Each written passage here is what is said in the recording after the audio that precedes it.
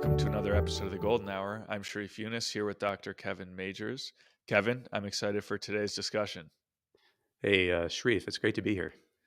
Well, Kevin, I've actually been having doubts about one of our central concepts, which is flow. Mm. So I thought today would be a good day to kind I of know help this has clear happened those over up. the years, hasn't it? Yeah, I go back and forth on it. And Exactly. actually, it was a video that we did a couple weeks ago on Andrew Huberman and watching some more of his discussions of flow that kind of uh, got one of these doubts to sort of crystallize. So I thought maybe we could walk through it at some point, but maybe just to start, just thinking about what is flow and how is it defined in the scientific literature, because I think people are generally familiar with it as being in the zone or something colloquial, but it is something with a lot of science behind it and a lot of researchers interested in this question now. So maybe just, Kevin, could you provide a little bit of background on flow? Yeah, so I think the one question is there some state in the brain actually called flow? Is this a real thing that exists? And I would say that the research is pointing in the direction that there is this state. It seems like everything is confirming that there is a kind of special state of integration in the brain. And it's about how your upper and lower cortex is working together and how the back and front of your cortex is working together in the left and right. So that there is a state of that's highly, super highly integrated. And we see that in other states like mindfulness. But the difference is you can also maintain that state with high challenge and adrenaline. And that's which is not typical of mindfulness. And so it does seem like there is this unified state where you can be in the part of having this unified state is that there's no dissonance. It's not like you're being automatically pulled to avoid something while deliberately saying I'm going to confront it. It's not like you're being pulled off task while you're trying to stay on task. No, everything is working together. So that state exists, I think, is pretty well established. And I think we'll get better and better at characterizing it. Whether or not it's good to be aiming for it, I think that's been where your questions in the past have mostly been. Is that right? Yeah. So that's the question is a big thing we talk about is not aiming for outcomes. But so the question is flow just an outcome of following steps? And so you should be kind of indifferent to whether you actually attain it, but you should still be willing to commit your full intelligence and effort to the task. Hmm. Yeah. So if you were to treat it like an outcome, then maybe you would get satisfied as you're reflecting that you're attaining it, or you'd be frustrated if you weren't attaining it. And satisfaction and frustration don't help us work. So if that's the issue, I would say you actually wouldn't really attain flow. So while you're just trying to achieve some outcome and you're just focused on an outcome outside of any other context of meaning and growth and work, and I think that in fact you don't go into flow. One of the best things about flow is how, in fact, it happens when you're pursuing something that is outside of you, something that transcends yourself. Now, it doesn't have to be super transcendental. I think you can attain flow while playing squash or tennis or sports, but still you're part of something bigger than, you're part of, like, there's the game, there's the work that you're doing. And it does in fact always have a sense of enjoyment that's a part of it. So I would also say that flow itself is a kind of mental process. It's a way that the brain is acting, that is the brain correlate with the highest states of work and focus. So if you really did want to work at your best, wouldn't you want to have no distractibility or impulsivity to ever take you off course? Well, that's what happens in flow. Wouldn't you want to be, in a sense, blended with the task, absorbed in it, but not dominated by it? You'd want it to be in the state where you were completely engaged, but yet not captured with the task at hand. And that's what happens in flow. Flow has this incredible way of uniting deliberate action with automated processes. So, in some ways, your work is both automatic and deliberate. So, it's perfectly predicted the next steps, which is why it's easier to go into flow when you really know what the kind of task you're doing is. Although I think you can go into flow in any task, but you're completely engaged also at the present moment, and you are pursuing outcomes, but completely for the sake of ends. That are somehow transcendent of yourself.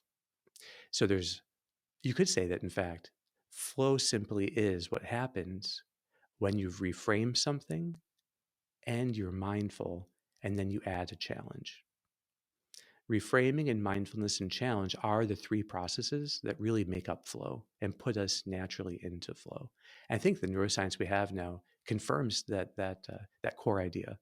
Another concern I would have is that um, with flow, we're talking about a brain state. So, is it really valuable to talk about flow as opposed to the actions that we can take, like reframing, mindfulness, challenge? I mean, those are things that we can do, whereas flow seems to be in some way a result of those things.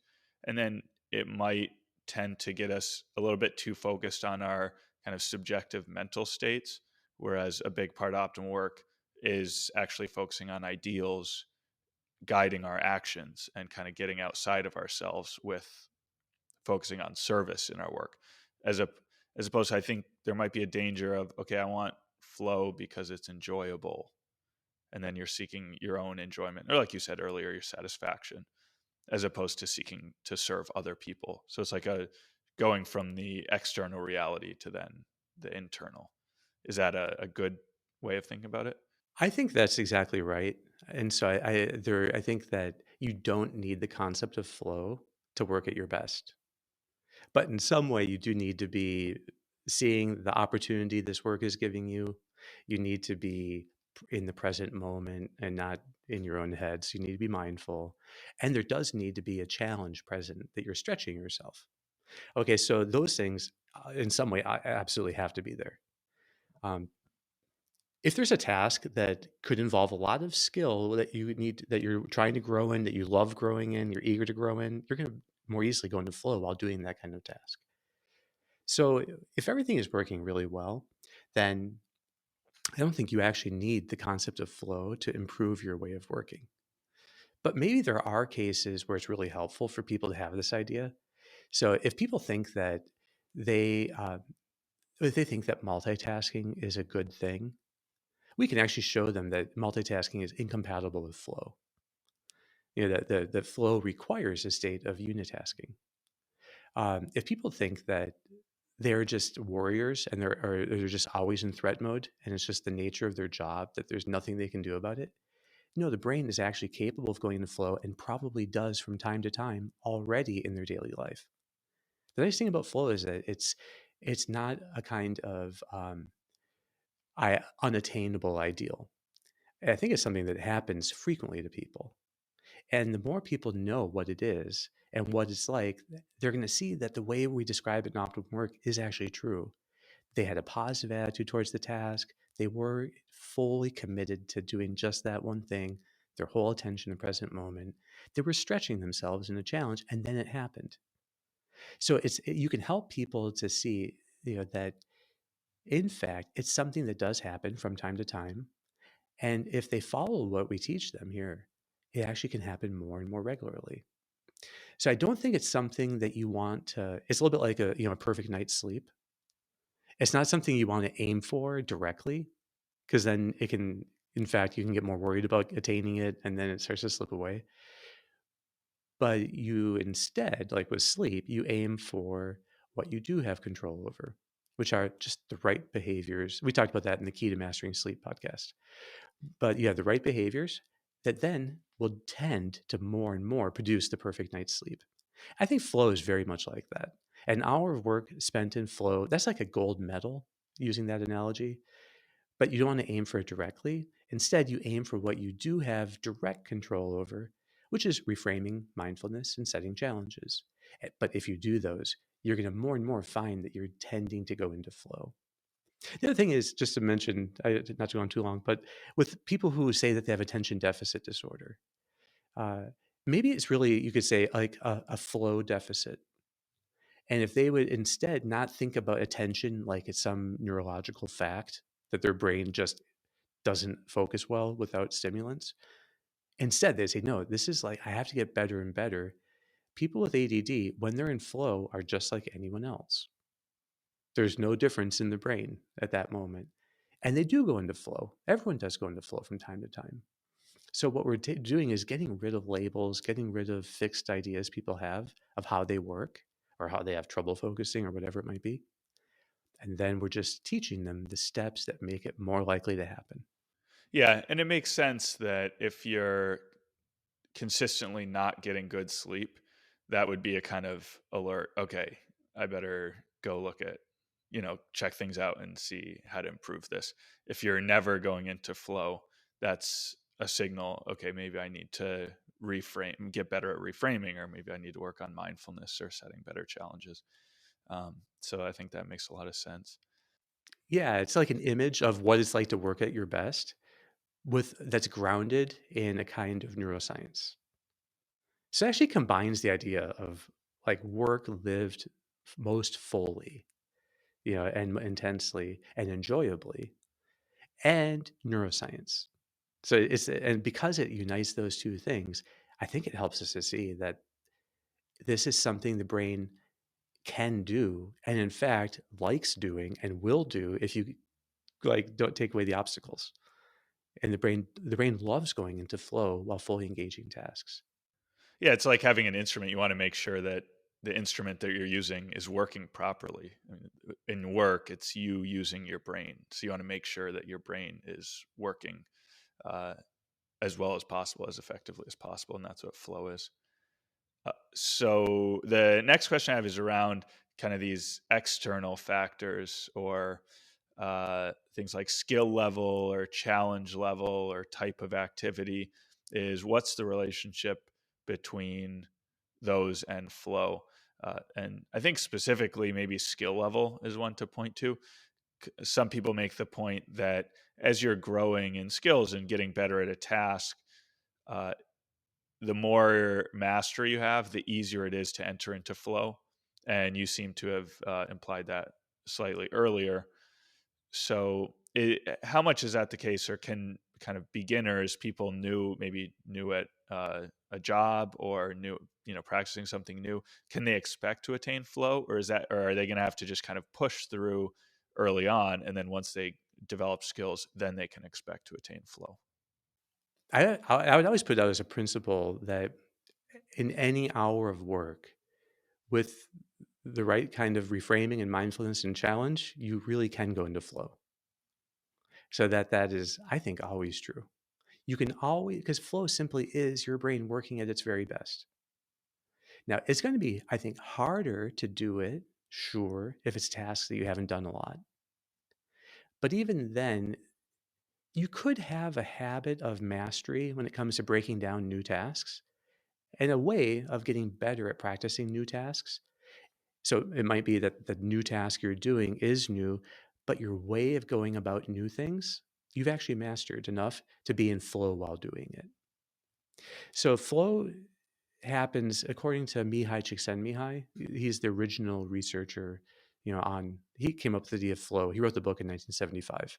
So Csikszentmihalyi had this idea that he had a graph of challenge on the Y and skills on the X axis. And then basically where they're balanced, he called that the flow channel, that you need a certain balance of challenge and skill.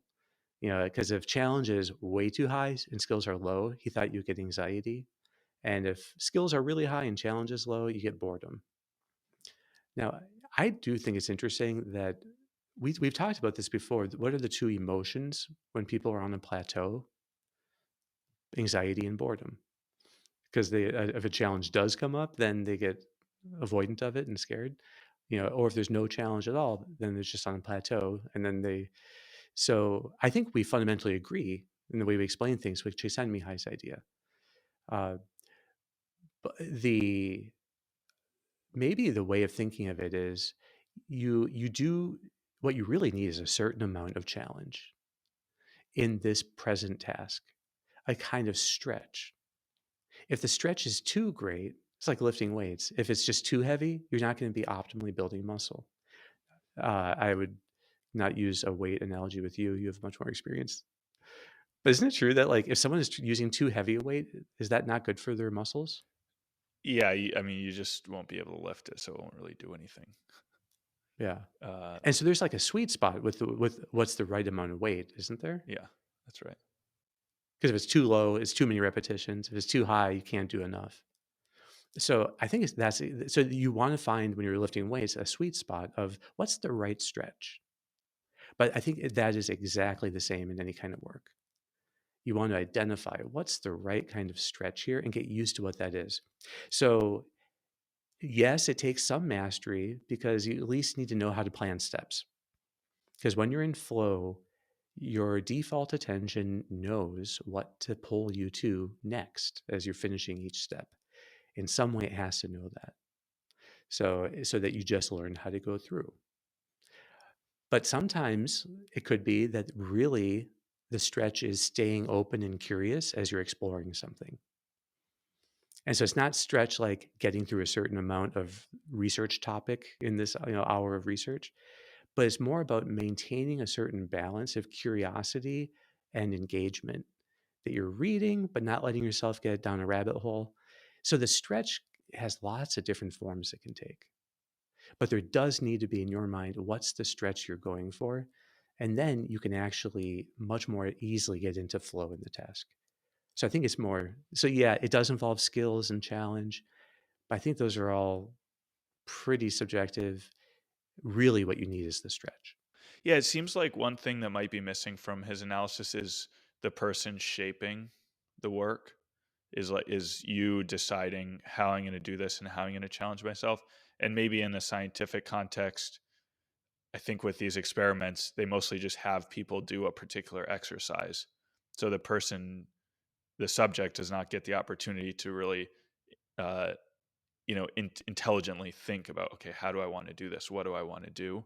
But they kind of have to do it the way that the experiment has laid out. So in a scientific analysis, this won't really come out as much.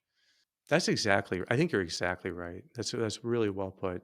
I think that these experiments that are done in the history of psychology that reveal flow states weren't meant to be helping individual people shape their way of working so they go into flow. And even the best experiments. So Harvard had a wonderful experiment recently that was looking into is flow more parasympathetic or sympathetic? So does it use the kind of calm part of your nervous system, the calming response, or does it use the fight or flight half of the nervous system? Uh, and it was a super well designed study. And they are using it's called the Stroop test. Not to get into it, but let's just say you have to like say certain words that maybe the color maybe it's too much to go into, but there's dissonance that you have to get through, and you're always working through the dissonance. My point is the Stroop test is not something that you can shape. It's like the person who's going to do this test isn't going to be thinking about how they can do it more intelligently in a new and better way. And that's the way all research has to be. It just has to be standardized. And so you do these artificial tests, which they're interesting, they're good, they provide a lot of scientific data, but they don't tell the subject how to do it better and how to attain flow more efficiently. Yeah, so flow really is possible in any task. So if you find you're not attaining flow, if you kind of reflect, this is getting really tough, then just go back and what would you say? Reframe it again, or do mindfulness again, or reshape the task, your steps. Maybe you can improve the steps. But if you find you're not in flow, go back and think more about how you're going to do this. Yeah, I think that a lot of time the reason people don't go into flow is because they haven't shaped the process at all. They just got started on something. And if it's something they're good at doing and really into, then they will go into flow while doing it. It just, but if it's something, that they are just trying to get done, or they're multitasking, or they're switching between tasks very quickly, That's going to be a problem. So so I think you need to then, take a step back and recheck your perimeter. Am I preventing interruptions, and am I just doing this one thing? Am I seeing how to kind of stretch myself in it? And am my thoughts jumping everywhere, or are they kind of calm in the present moment? It can be enough to do a sigh, that where you inhale once fully, and then you inhale again on top of it, and then slowly exhale, while cultivating just silence in your mind. That's a big parasympathetic activator. So, and it's the quickest way of doing it. And you feel calm. Now, you shouldn't use it all the time as a way of calming yourself down. That's not the point. But it is a way of rebooting in a given moment if you want to just silence your mind and assess yourself. Yeah, and if your mind can maintain silence as you slowly exhale, and maybe it might be like a 20 to 30-second exhale, fine. Then you might be ready to re-engage the task if you can see the steps and then go back into it. I think any task allows you to, in some way, practice reframing, mindfulness, and then setting a stretch goal, a challenge. And that's all you need to go into flow. But that does often mean you don't just jump into the task, unless you're just super good at doing it and you can maintain your presence of mind while in it. Uh, there's a wonderful sense in when a person is in flow that you hover above the task and you're not submerged in it. So you want to be able to, if you can, get the lay of the land of the task before you enter it, so that you're able, in a sense, to hover over it while doing it. Because it combines being fully engaged with the task, but also in some way disengaged. You maintain a sense of your own freedom. And that's why if you get interrupted when in flow, it's easy to transfer your attention to the other person, or whatever the interruption might be.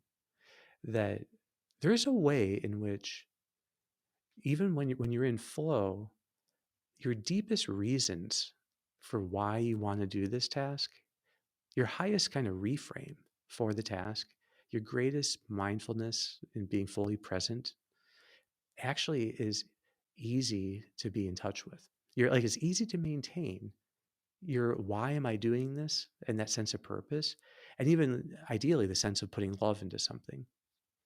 So when you're hovering over the task, when you're in flow while doing it, it's actually much easier to be loving as you do it, to be more intentionally serving as you do it. Because you just have this inner freedom to be like keeping the end in mind while going through the steps. Well, Kevin, I think that's a great note to end on. And I had actually had a bunch more questions prepared on the flow and related to top down and front back and left right. So, but maybe we'll have to save those for another day.